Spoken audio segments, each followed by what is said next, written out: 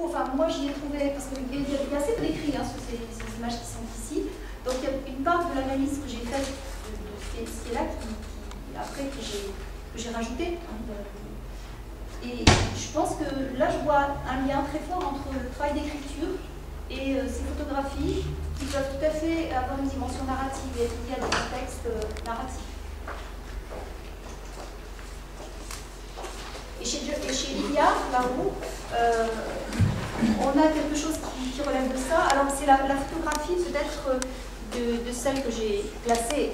C'est pas arbitraire, mais c'est pas non plus complètement rigide, c'est-à-dire qu'il y a des photographies qui pourraient passer tout à fait d'un groupe à l'autre. Hein. Mais celle-ci, c'est peut-être la plus plasticienne de toutes au sens manipulation plastique.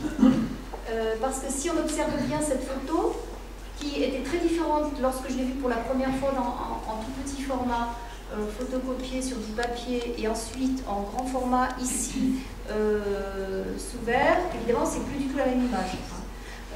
Là, on s'aperçoit qu'on retrouve la démarche de John Hilliard, qui travaille pareil, un peu comme Marina Berio, mais c'est plus complexe ici, par strate, image par strate. C'est-à-dire qu'on a deux types de représentations qui viennent se superposer, presque se télescoper. C'est l'idée de l'image et de l'illusion figurée, c'est-à-dire la réalité de la photographie, parce que la photographie, elle a sa propre réalité, pas le pas, ça peut être un papier, bon, ici c'est une diapo, mais...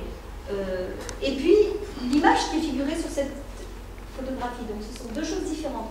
Et là, il les met en valeur l'une et l'autre, c'est-à-dire que si on part du fond et qu'on vient vers l'avant, on a d'abord cette image qui est très particulière, très narrative.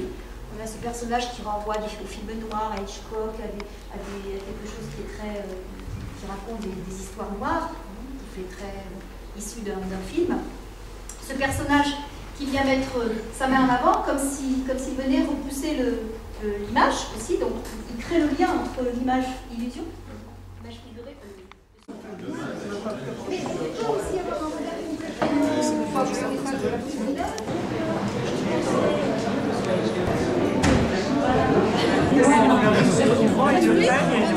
complètement.